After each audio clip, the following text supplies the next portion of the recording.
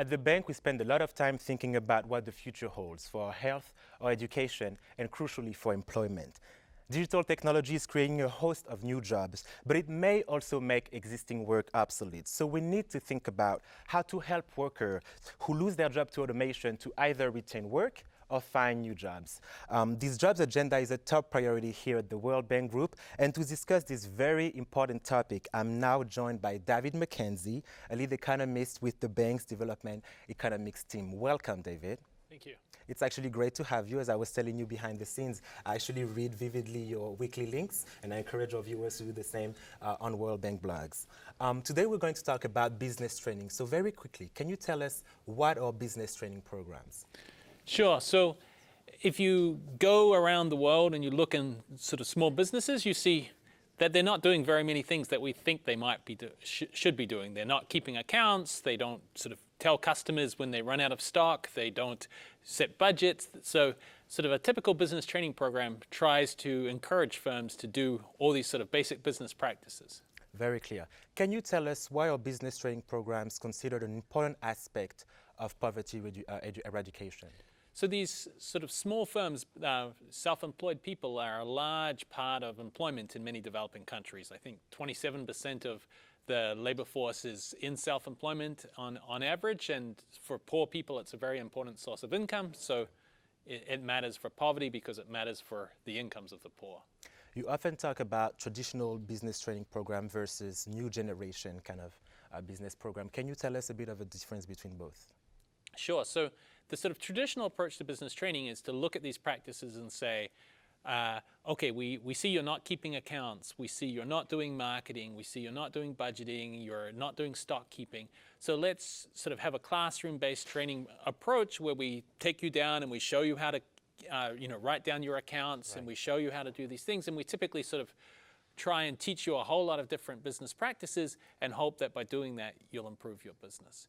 So that tends to, those types of business practices are useful for firms, but it tends to be very hard to get firms to adopt them. And so sort of a new approach is to say, maybe that's not the right type of content. Maybe we should be teaching you not just how to do those practices, but how to think about entrepreneurship from a different perspective. What have we learned about whether business training really have an impact on a business performance? Right. So these types of practices that I've been telling you about, we've gone systematically in thousands of firms in developing countries and measured sort of 28 business practices. Do you ask customers why you don't want to buy from me, or do you keep a record of every cash transaction? And what we find is that firms who do more of these practices, they are more profitable, they sell more, and over time they're more likely to survive and grow. So these practices are good for firms to do.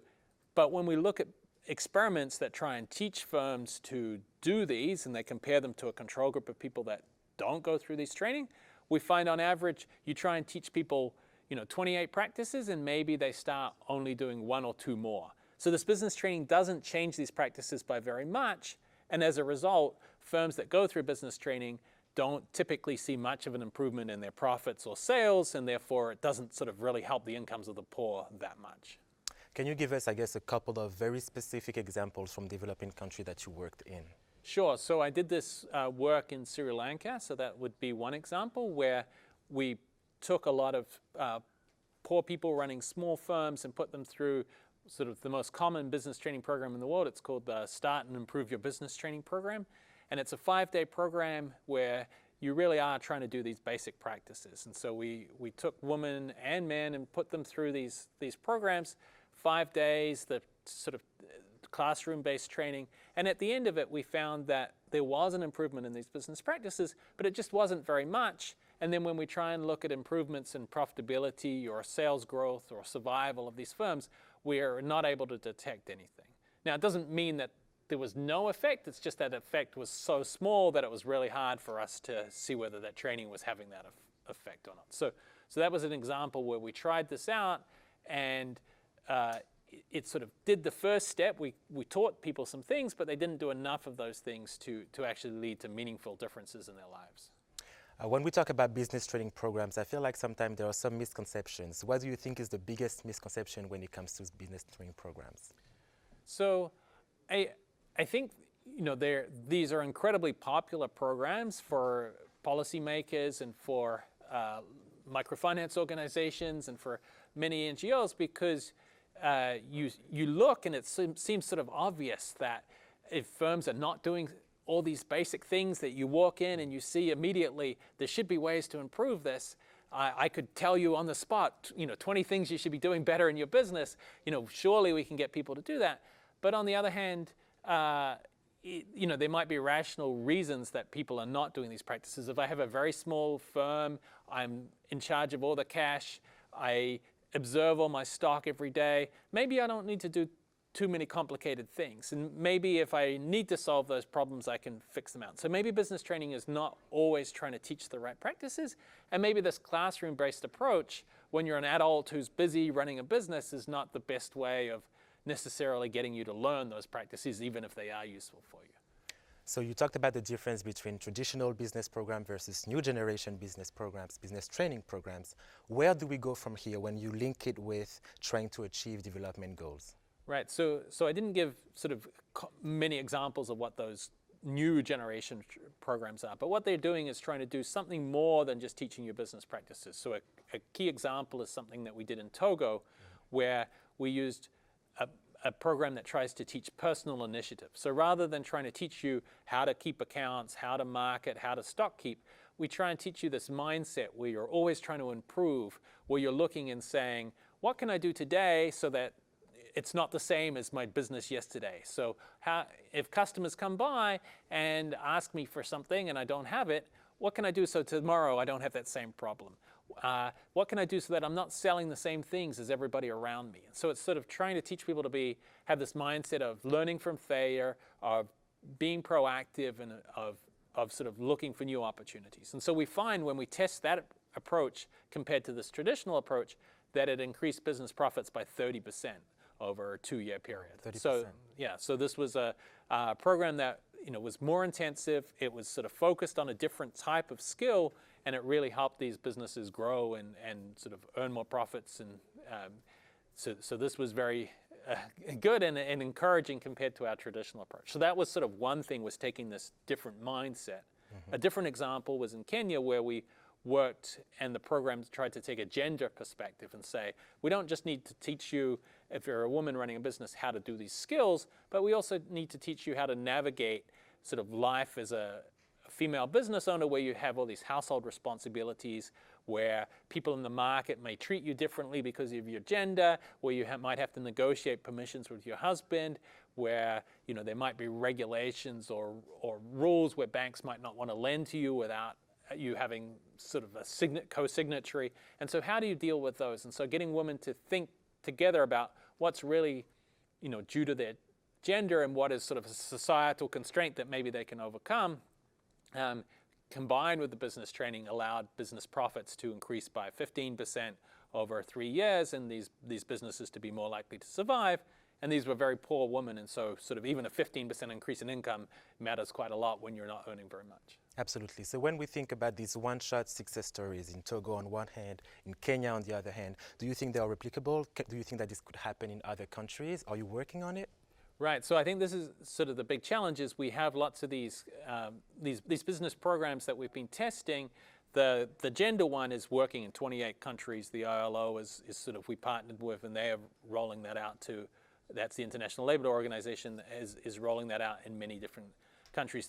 This personal initiative training is a much newer approach. It has been tested in Uganda and has some promising results there. And now it's being tried in a variety of other countries, including Jamaica and Madagascar, and it's sort of the World Bank is trying to test it in different things. One of the big challenges is sort of the quality of training and making sure you can maintain that as you scale it up. And so that's where I think new technologies are very exciting. If we can sort of record the best teachers in the world and have them sort of have content and interactive exercises using computer-assisted content, then maybe we can scale this up and reach tens of thousands of businesses. And so that's something that we're trying out now in Ecuador in high schools, with trying to test this proactive approach there and see whether, if we can teach youth how to have this mindset, that they will also find that useful if they go into business or in life in general. Thank you so much, David. We will follow the Ecuador project very closely. Maybe next year for the next Econothon, we'll be able to regroup and talk about it. I encourage all of viewers to follow you on Twitter at dmckenzie001. That's correct. And thank you again for your insight and for everything that you provided us today with when it comes to business training programs. Great, thank you. Thank you so much. So just last year, the World Bank Group launched the Human Capital Index, and that is going to be the topic of our very next conversation. But what exactly is the Human Capital Index? This video will explain more. Check it out. Meet Anna. She was born just this morning. Anna's parents are thinking about her future. Will she survive as an infant? How will she do in school? Will she grow up in an environment that supports health and learning? These questions will shape the lives of Anna, her generation, her country, and our world. So it's not too early to start asking. To explore the answers, the World Bank created the Human Capital Index. The index looks at health and education data for Anna's country and calculates how much her generation may fall short of achieving their full potential. It does this by combining 5 carefully selected indicators of health and education, chosen because global research has linked them directly to productivity. The math is simple but powerful. Child survival, school enrollment, quality of learning, healthy growth, and adult survival all enter into the Human Capital Index. The index then calculates a single value between 0 and 1, based on how much each indicator contributes to productivity as an adult. What does all this mean? Survival. Will Anna live long enough to begin school? School. If Anna starts school, how long will she stay? Will she learn to read and write fluently? Will she become confident in math, science, and problem solving? Will she be prepared for university? Health. From her earliest days, will Anna grow up in a healthy and safe environment? Will she receive the food, healthcare, and family support she needs to grow strong and smart? For each country, the Human Capital Index tells us a story about what the future of Anna's generation will be compared to what it could be. For example, let's say Anna's country has an index value of 0.7. This means as they grow up, the productivity of her generation in the workforce will be 70% of what it could be if they had benefited from complete education and good health. It is saying something more than just education and health are important. It is saying that business as usual is costing Anna's country 30% of its income in the long run. Nurturing Anna's human capital and that of all children will fuel the prosperity of their generation and of the global economy. That is why building human capital is a project for the world.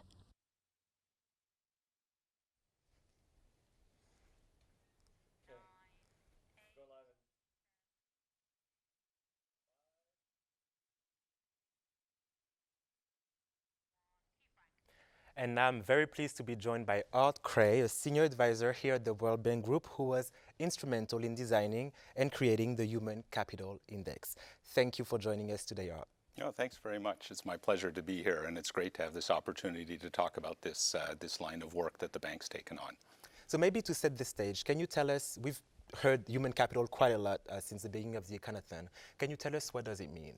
Yeah, no, that's the best place to start, right? So what do we mean by human capital? So as economists, we have a nerdy answer for everything, and our challenge in communicating it is always thinking about how to put it in straightforward language. The way we think about human capital is it's really the knowledge and the skills and the experience that people accumulate and the health that people accumulate over the course of their lives that enables them to be productive members of society and really realize their potential as people. The Human Capital Index was launched last fall. What does it actually aim to do? So it's useful to step back and think about how human capital is different from other forms of capital. So when we think about other forms of capital as economists, we think about bridges and roads and factories and so on. So, bricks and mortar, physical objects, right? And investing in human capital is in many ways very fundamentally different from investing in physical capital. So think about building a road. You let out the contracts, you build a road, you cut the ribbon, you've got a road, people start using the road starts generating economic activity very soon. The politician who started the process for generating the road gets the credit when he cuts the ribbon, and everybody's very happy. Now, the big difference with investing in human capital is that some of the key investments you really have to make when kids are small and when kids are going to school, when they're developing both physically, mentally, socio-emotionally, and so on. And those investments cost real money now, and they only pay off returns way in the future when kids grow up and join the labor force. That's not to say that health and education by itself don't have intrinsic value, but when you think about the economic return to them, the economic return doesn't materialize until well in the future. And that creates problems. That creates incentive problems for investing in human capital. It's too easy to postpone investing in human capital when the payoff is in the distant future. So that's the reason why the bank developed the Human Capital Index. The whole idea behind the index was that it could be a call to action, a way of really getting people to pay attention to the large gaps in human capital that we see across countries today.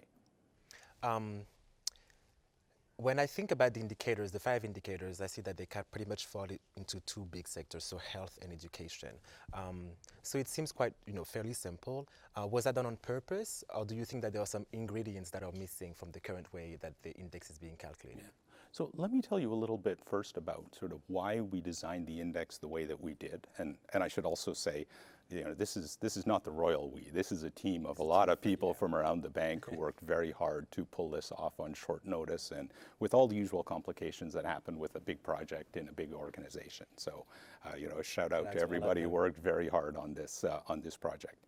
But to say, so why did we design the index the way that we did? I think is the first question. And then we can talk about what's in and what's out and could have been in. There's a couple of guiding principles that we had in mind that are really important. The first thing is that we wanted to measure things that matter. Okay? And ultimately the things that matter are outcomes. Not policy efforts, but I mean policy efforts matter because they help to get you to outcomes. Not spending by itself. Of course spending matters, but spending is not the only thing to get to outcomes. In the end, it's the outcomes that matter. Are kids surviving the hazards of childhood? Are kids making it into school? Are they making it through school? Are they learning when they're in school? How healthy are they when they leave school? These kind of outcomes was something that we wanted to measure because those outcomes are what matter. The second criteria that's really important when we were designing the index is that we wanted to be able to have the index to tell a story. And just in the little segment that aired before we came on, you saw the story, right? The story about Anna. Now, this story is really important because the point of the index is to capture people's attention, capture people's imagination, and make them really focus on the kind of things that matter. The other thing you could do is just say, we've got this measure of health, this measure of education, we're going to average them together, and here's who's on top, here's who's on the bottom. Instead, the index is designed in a way that we're trying to tell the story, first of all, about this life cycle of a kid. Are they going to survive childhood? Will they make it into school? How many years of school will they finish? What will they learn when they're in school? And how healthy will they be when they leave school? This sort of forward-looking trajectory is really important because it kind of tries to collapse in the index this long elapse of time that I was talking about a minute ago between when you invest and when you get the payout. We're trying to compress that into an index so that we see the outcomes. Now, that means that there's trade-offs, right? There's not a lot of things in the index, and there's a lot of things that aren't in the index. And I think the best way to sort of summarize that is that everything that's in the index is important, but not everything that is important is in the index, right? And this is a little bit sort of glib and easy to say, but I think it's important because you don't want to have an index that's 437 parts and then nobody knows which part is which and what does what. Again, the idea is to really get people to focus on some core components. And, if I may, I should flag, what some of these components are and what those differences are. So, for example, the first component of the index is child survival. Child survival we take for granted in rich countries. And, it's easy to lose sight of the fact that in the poorest countries in the world, something like 10 to 15% of kids don't make it past their first birthday or don't make it to school age for that matter. Thinking about years of school, again, the index is trying to capture the trajectory of a kid who starts school at age 4 and how many years of school will she achieve by age 17 when she's done the sort of normal cycle that we take for granted in rich countries of 2 years of pre-primary and 12 years of primary and secondary education. Well, in the poorest countries in the world, the Human Capital Index is really getting people to focus on the fact that in the poorest countries, kids are getting 4 years, 5 years. And that's not all, because we're also in the index relying on a great deal of very careful work that was done by colleagues in the bank to pull together information on international testing programs that can shed insights on not just time served in school, right? Or do you have bums in seats, as the educators like to say, but rather, are they actually learning when they're there? And what comes out of that work is really, really striking. So they took a whole bunch of different international testing programs, put them in units that we can compare them across countries, and then came up with a range of scores across countries. Okay. So this range is, though, really shocking. So in the richest countries, in Singapore, one of the countries with the highest test scores, virtually every kid meets the sort of minimum attainment standards of international tests like the PISA, for example, the Program for International Student Assessment. In a country like South Africa, 25% of kids do. And South Africa is not the poorest country in Africa, as we know. So the range in outcomes here is huge. The range of health outcomes is huge. So what we're trying to do is to call attention to those ranges, but also bring them together in a way that says something about the economic consequences of those differences. And that's the other sort of key attribute of what the index is trying to do. It's trying to say, well, so what, right? Why do we care about these shortfalls? So what we did in the index is we drew from the literature that measured the economic returns, the labor market returns. How much more do you earn as a worker in the future if you have more years of school, if you have better health, if you have better test scores, and so on? And use that to convert these big disparities into a single number. And that's the number that the index shows. It shows, for example, if a country has a human capital index score of 0.5, it means that a kid born today is only going to be half as productive, 50% as productive as she could be if she enjoyed complete education and full health.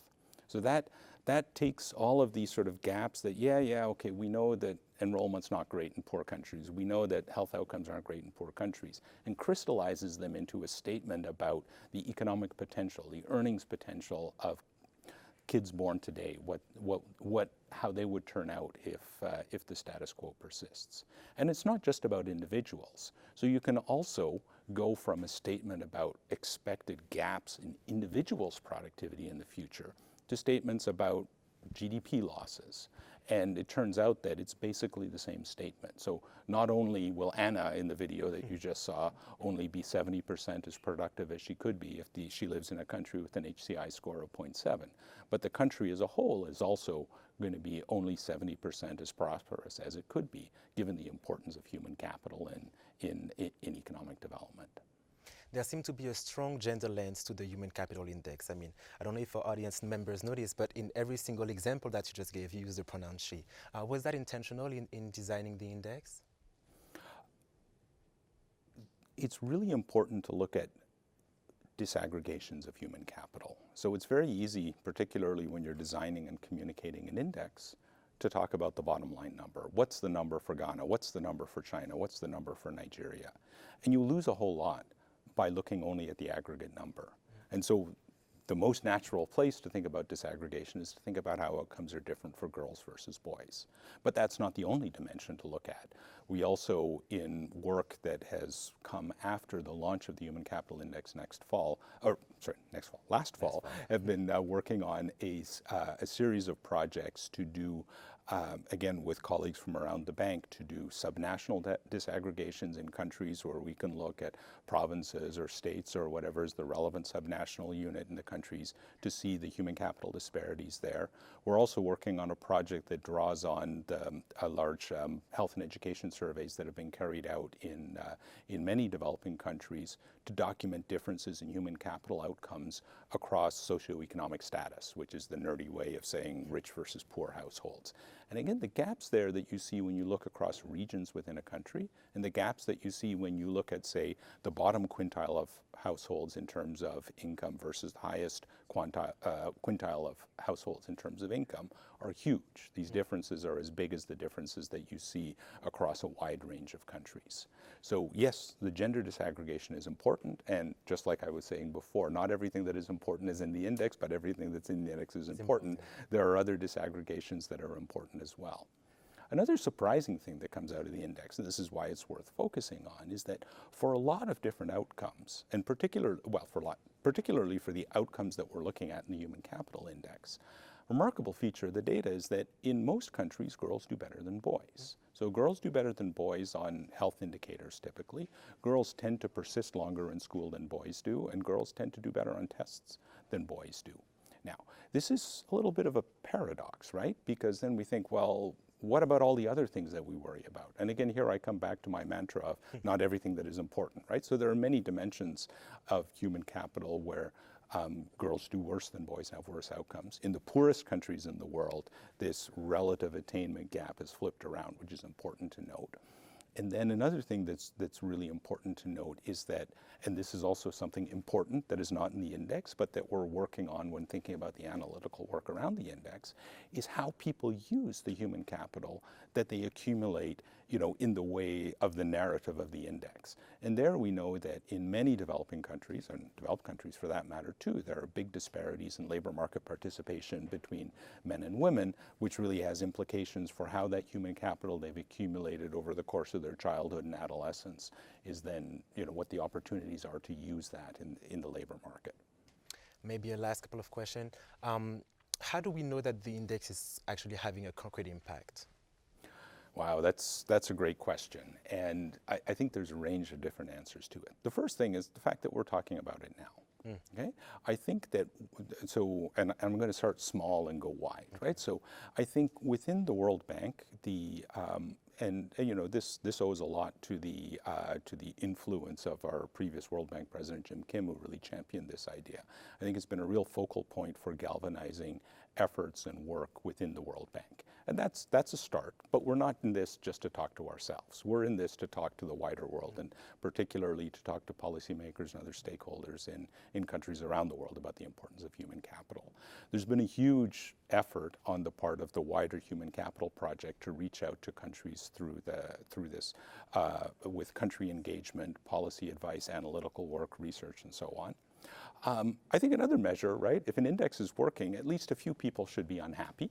And I have to say candidly that yes, a few people are unhappy. And if they weren't, then I think that would be a sign that the index isn't working, right? So it's meant to inform and to provoke. And I think it's done a bit of both. Well, thank you so much, Art. We had a great time talking to you today. I'm keeping in mind that girls do better than boys, so please take note. And I guess we will see what the future holds for the Human Capital Index. It's an exciting project for us here at the World Bank, and I hope that our audience members learned a lot about the index. Thank you so much. Well, thank you very much. It's a pleasure to be here. And now a quick catch-up on audience comments.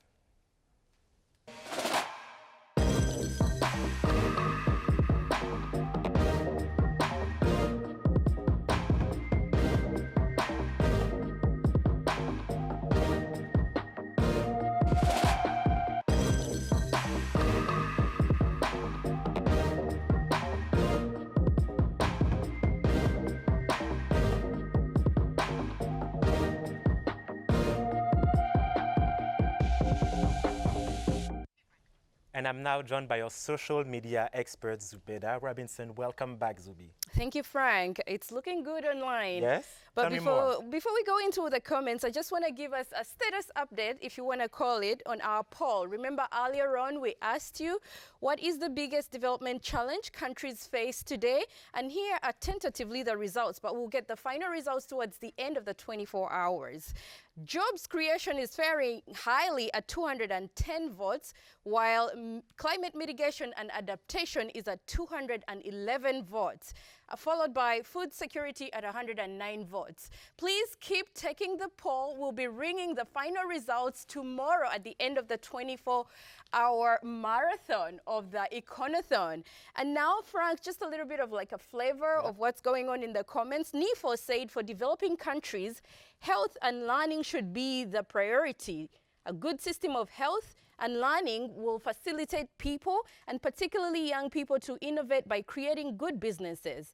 innovative businesses will contribute to economic growth and create new jobs. Thank you, Nefo. And Jim de Guzman from the Philippines says, this World Bank event is definitely a welcome initiative of the largest global organization in the world. For us in the developing countries, we have been talking and continuously planning how to address poverty, but until now, we are still looking for solutions. I'll be looking for some discussions on this issue. Thank you, and more of these innovative events in the future. Thank you so much.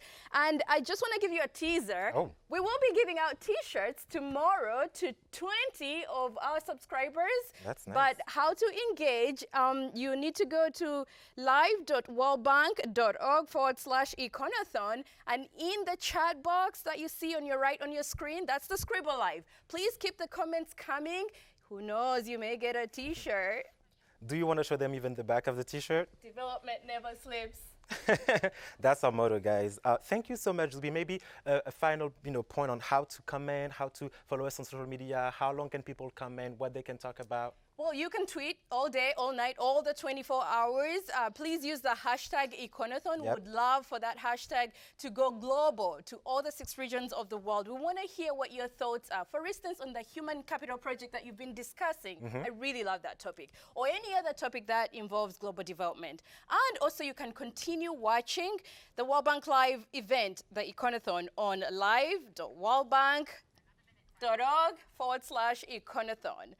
Zubi, are we going to have like a replay for people who are missing part of it or who want to just go to bed? That is so true. No, you are very right. We actually did get a tweet, a comment from Twitter, someone asking us if there will be a recording. Yes, there will be a recording on the same page you're watching right now on live again, live.worldbank.org/Econothon.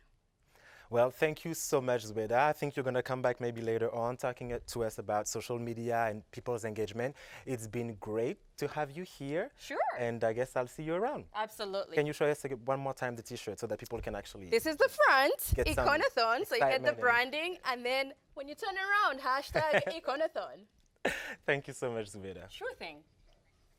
A big part of successful development depends on the effectiveness of public sector administrators or the civil service. Now, my next guest has been working on this topic for quite some time and has been working on this sector for a few years and has been working on how to strengthen it and improve it for the near future. Welcome, Dan Rugger. Hey. You are the co-lead of the World Bank's Bureaucracy Lab. Now, civil service is not really thought of as the most exciting area of research. Now, I can say it because I studied it myself, but oftentimes that's the comment that I get. What made you interested in studying it in the first place? I was doing my master's and I got a call and they said, you're going to Nigeria, you're working for the presidency. And I was scared, I took a gulp, and I was also excited because I thought we could really make development happen.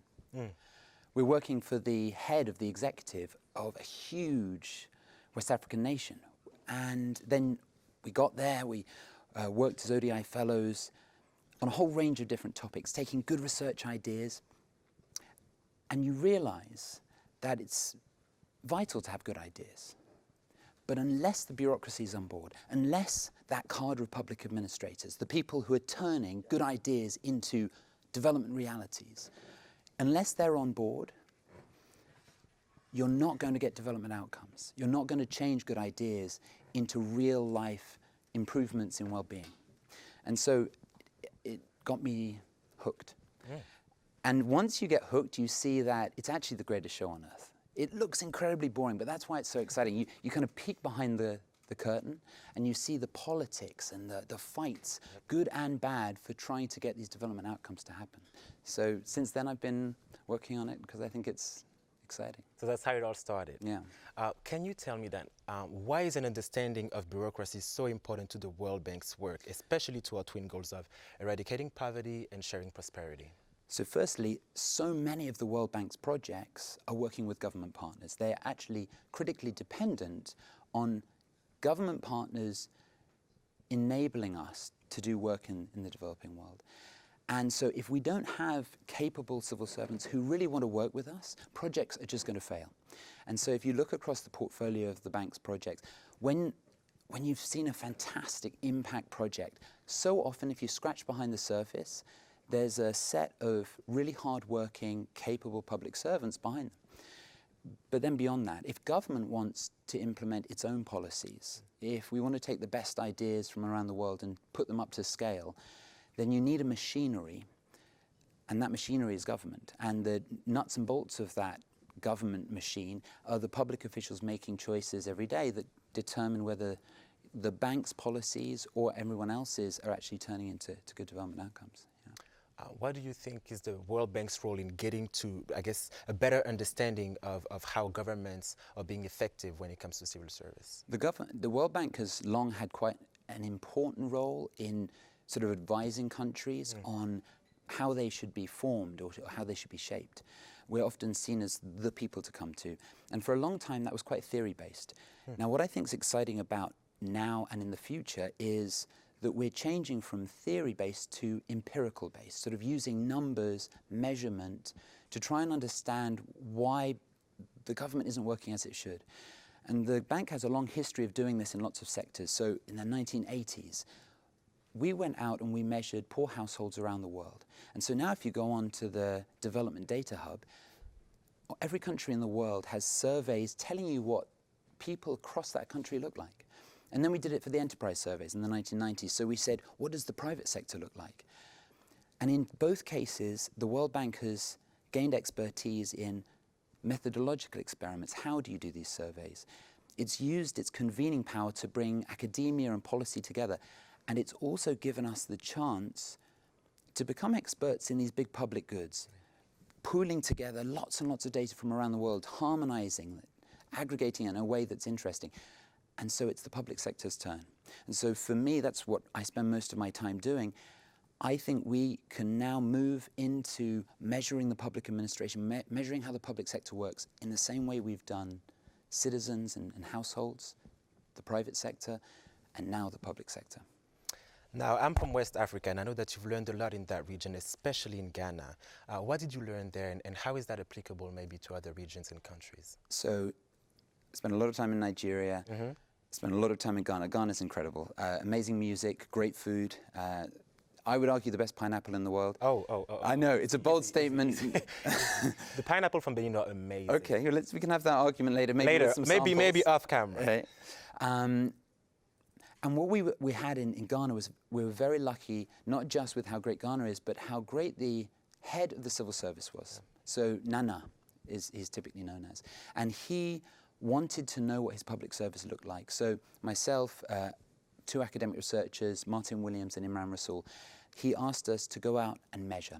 And so we did a survey of all public officials. What's your life like? You know, who do you work with? Is it frustrating to work with these people? What about politicians? What about the citizens that you work with? Tell us all about your life in a very detailed microeconometric way. And we did the same for productivity. How well have you actually implemented every single task that you're supposed to be doing? How fast do you do it? And we laid this picture out in front of him. And we said, what do you think? And he took a moment. He actually came here to the bank and he said to us, I've never seen my civil service until today. Wow. And so you're opening the eyes of the real change maker, the head of the civil service, by using standard measurement techniques that we're applying elsewhere. So then he said to us, I want to ask you some more detailed questions. He said, what about the capability of my staff? Let's raise it. And so we did a randomized controlled trial. Okay. And we, just like an experiment in medicine, we randomized different ways of trying to build the capability of his civil servants. And we got good results. And then he said, I want you to work on this. So what we've been able to do is give him answers. Now, what he did was he immediately changed some of the rules of the civil service. For example, he strengthened accountability around chief directors. Okay. He said, I'm going to change how I keep my people accountable, because that's what baseline civil servants were asking for. And now we're actually looking at helping him define even more reforms. And this is the important thing. Trying to change government through law is a very difficult task. You've got to get the whole of Parliament on side. Whereas if you can get a good head of service who really cares about data, then the bank can provide that data and little changes can echo out through the whole civil service. And I think that's where we've made a difference. He now uses data in everything. We're setting up a bureaucracy lab in the Ghanaian head of civil service. I didn't know that. We are. That's quite amazing. And so we're changing the de facto, the everyday realities of government in Ghana. And then if down the line we get to do a legal change, a big law change, great. But if you look at the histories of UK, US, these things don't happen with seismic shifts in the legal way government is set up. It happens by great insiders shifting around how things work to just tweak them, make them better, make them more empirically founded. Maybe moving a bit more onto the technical side, how do you really measure the effectiveness of public administrators? How does that work? Right, so we all know that when you measure the effectiveness of a private firm, an easy way to do that is just look at its profitability. We don't have the same measure in the public sector. You wouldn't want to, because the cost of sending someone to school, or maybe the price of that individual benefiting from school, doesn't reflect all the externalities, all the great things about public goods, which the public sector provides so many of. So what we do is we break it down into lots of pieces. We start by saying, well, what are the tasks that you're supposed to do? Did you complete them? And we have independent assessors, independent auditors come in from the civil service and just say, did you complete the tasks you promised the government? And then we say, what about the quality? In Nigeria, we sent out independent engineers to test the extent to which all the different projects they were supposed to do were actually implemented. We look at the speed of processes. We look at citizen satisfaction. So what we're saying is, let's collect a multitude, like a dashboard of indicators, and then we can see where in the productivity chain things are failing. And so that's what we gave in Ghana, in Nigeria, in other countries where we're working. That's what we're trying to do. Give them the levers to try and work out where they can improve things. Thank you so much. And maybe one last quick question. Where do we go from here? What's next for the Bureaucracy Lab? My ambitions are that we build a data framework, just like we've done for poverty, or just like the bank's done in all the other sectors for the public sector. We give it back to public sector managers all over the world, like the US has given it back to their public sector managers. Let's do that for everyone else. And then we work with those people, both through randomized controlled trials. I'm at DIME, which is an initiative at the bank that does all these RCTs, and beyond, and we work with them to change government step by step, hand in hand. Thank you so much, Dan. I've learned a lot, and I can say that your passion for the topic is very contagious. Yes. Thank you so much. So for our next discussion, we are going to turn to the subject of conflict-afflicted and fragile situations. How can we help the world's most vulnerable nations? And before my guest joins me, let's watch a short video on this very topic. Check it out. Imagine that your local hospital only had an emergency room. That would help patients who need urgent treatment. But what about those who need long-term care? This is how the world has been responding to refugee crisis, focusing on the emergency so that refugees can survive. It's a good approach if the crisis doesn't last too long. The reality is, more than half of today's refugees are displaced for over 4 years. And as violent conflict surges, close to 10 million people are now in exile for over 5 years, the highest since the end of the Cold War. We need to think differently. Take a look at this map. This shows the top 10 countries hosting refugees. Notice anything? Every country other than Germany is a developing country. In fact, about 85% of refugees today are hosted in low and middle income countries. These governments are already struggling to deliver the services that local communities need, like education and economic opportunities, especially for women. When refugees arrive, they are stretched even more. This is a development challenge. So, what's the solution? Right now, refugees often don't have the right to work, open bank accounts, or start businesses. If they could, they'd be able to support themselves instead of waiting for aid. That's one way to help refugees regain their dignity. It's also more cost-effective in the long term. Women make up almost half of all refugees, and 52% of refugees are under the age of 18. If we could help women and children to realize their full potential, imagine what they could do. For this to work, governments need to be in the driver's seat because the right policies matter. We need to bring investments to host communities too. Improving local services and including refugees may be a more efficient way to provide services for all, which can help host countries prosper even after the crisis is over. And the international community needs a better system for responsibility sharing. We are all in this together. Imagine a long-term response to help refugees and host communities thrive together can help build a more stable world that's better for everyone. And to talk about this topic, I'm very happy and pleased to be joined by Alexandre Marc, Chief Technical Specialist here at the World Bank, who's been working on FCV for a long time. You've been working all over, in Middle East, in Asia, in Europe, and even a bit in Africa. So maybe to set the stage, what can you tell us about the World Bank's work in fragile and conflict-afflicted situations? Well, thank you very much. Nice to see you again. Yes. One thing is that it has evolved considerably. It has increased considerably in time. You know, as you mentioned, I was involved on that topic for more than 25 years in the bank, and I've seen considerable change. I think not only we have involved in the number of countries we're intervening now, more than probably close to 50 countries we've been working on that topic, but on top of that, we are now dealing with more and more topics and areas, the latest being a very strong involvement into the displacement crisis. But one thing I think that has made a lot of change lately is the realization that it's not more poverty reduction and more growth that will avoid conflict. It is the opposite. Is it acting on the drivers of conflict and the factors of resilience that might help us improve growth and reduce poverty? Which means we have to be at the core of addressing fragility and conflict. Now, Alexandre, what can we do to prevent situations from occurring or maybe from getting worse, from your experience? Yes, so you know, we've produced a year ago a very important report with the UN. That was the first report produced jointly with the core of the UN group. It's called Pathways for Peace. And in this report, we've reviewed the experience of 20 countries that we have felt have had experienced very high risks of violent conflict that have managed to avoid a major collapse. And we've learned quite a lot from this experience.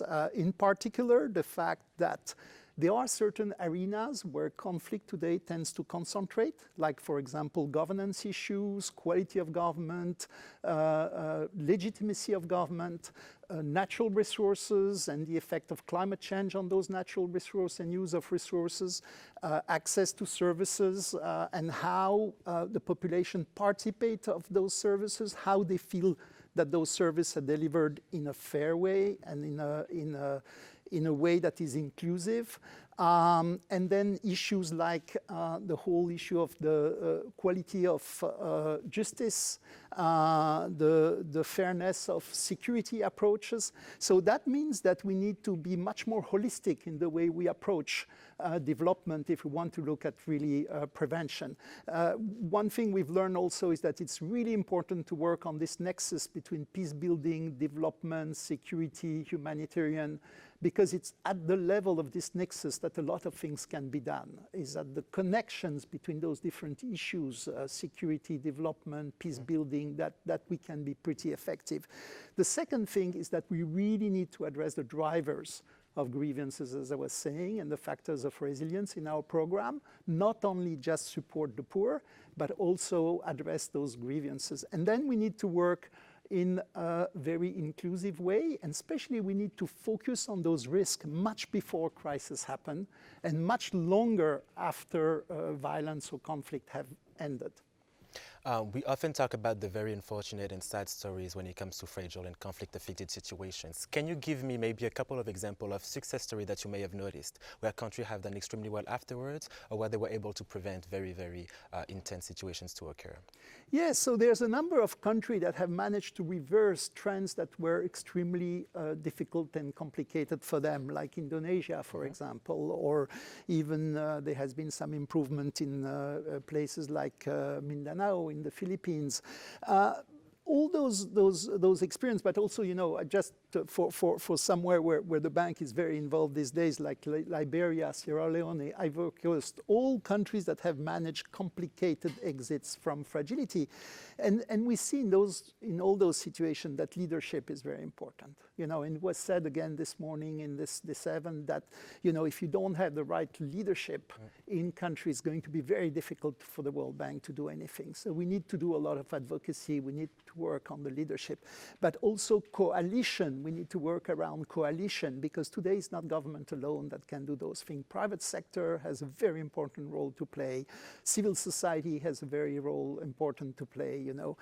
International community, regional organization. We have conflict are much more complex, but also the actors of peace are much more numerous and complex to deal with. So that's a lot of adjustment for the World Bank. But I think, in those countries, I think we've done some of those things right in terms of the support we have provided to those countries in terms of building those coalitions and addressing some of those grievances.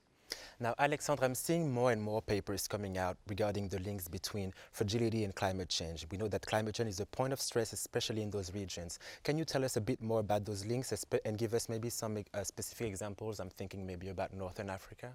So that's a very important question, because I think those two issues, conflict and climate change, are two issues where the World Bank has a very, very important role to play. So if we can sort of deal with those together in some areas of the world, it's really important. So I will take an example of a region where we're working a lot at the moment, which is the Sahel. Mm-hmm. You see very well how the intensification of the impact of climate change in this zone is creating huge issues, mostly around natural resources, the use of land. So you see pastoralists coming down much south, moving south, in areas where you have agriculturalists that are doing sedentary agriculture. Before, this relation was pretty well managed traditionally, but traditional systems are falling apart, and then the pastoralists are moving in areas where agriculturalists have no knowledge of how to handle the relation with pastoralists. And you see that conflict in Nigeria, conflict in Mali, conflict in central Mali. They're all related somehow to this type of issues. So here you see that the resilience to climate change and the prevention of conflict really works together extremely well. And we need to bring those two in the same type of approach and program into those zones at risks. So earlier you mentioned the first ever joint UN World Bank report on preventing violence. How important do you think our partnership between different institutions when it comes to fighting fragility in the developing world? It's very, very important, because fragility deals with many different risks. And you need very holistic approach to that. You need selective approach, but at the same time holistic, which means that you need to deal with the issue that people experience every day, which is climate change, which is insecurity, which is lack of justice, which is problem of corruption, which is service access. You cannot just take one and compartmentalize and say, by doing with this one, I will not have to deal with the other ones. But because you also have to be selective, you have no other choice than to work in partnership. I think one great partnership we have now on refugees, for example, is with UNHCR. Mm-hmm. And we're working so closely with UNHCR now on our project that we don't do any project of identification on a project with displaced population without having UNHCR on board. UNHCR comes to all our training. We go to all of their training. It's really to how to understand that what they can bring, which is the humanitarian support, and what we can bring, which is the development support, needs to work hand in hand. It's again very, very new. We need the same on security. We need to do the same on justice. Areas where we need to be very coordinated with actors that have more of a comparative advantage. And that's why the collaboration with the UN, with the EU, with many other groups institutions that have this broader mandate than us is vital for the success of our mission. So as you said, Alexandre, we've come a long way when it comes to our work here at the World Bank regarding FCV countries. Where do you think we're going to go next? What's the next big thing for the fragile agenda at the bank? So that's very important. We're preparing now the first ever strategy for the bank on FCV. And we have a lot on our agenda. One is to make the prevention of violent conflict a reality. because, you know, we've been doing a lot of things pretty effectively on post-conflict reconstruction, on certain elements of dealing with the impact of conflict, but the prevention agenda is something we've been talking quite a lot, but we still have to implement in reality. So that's a big agenda for us. Then we have all this new agenda of dealing in a much broader way with all the issues around the impact of conflict. So the refugees is something where we've really moved massively in this area only since 2-3 years. We still have a lot to learn and a lot to do. The one area where I think we need to do more progress is also to establish this same partnership that we have on, for example, with humanitarian actors, with the security actors, and with the peace-building actors. We still have a long, long way to go in there, and that will be central in the strategy that we are going to present to the board in a few And you think months. that will help to do the That to will achieve our help goals? to achieve this effectiveness in doing that work. Maybe a last question, more on the personal side. You've been working on Fragility for a long time. How do you maintain your happiness or your willingness to just go to work and keep fighting for these countries?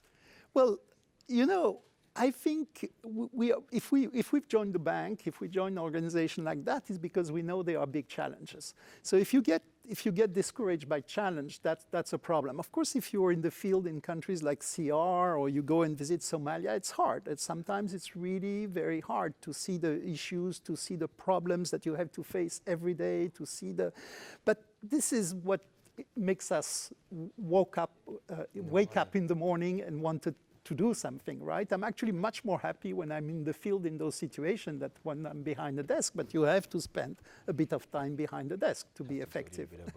That's very true. Maybe one final word for audience members regarding the Econothon?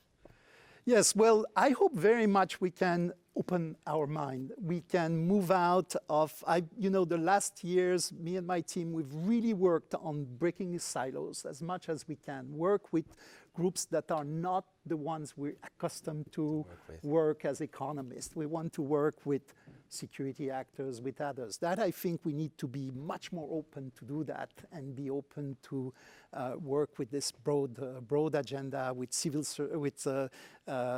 society, with security actors, with private sector actors. That's what we need to aim for. Thank you so much, Alexandre. It's been a pleasure to see you today. Thank you very much. Thank you so much for following me and for this series of 4 interviews. I've had a great time talking to you today. And now I am going to pass it on to Trevor Monroe. Welcome, Trevor. Thank you. Great to be here, You're going to Frank. take the reins for the next hour. How do you feel about it?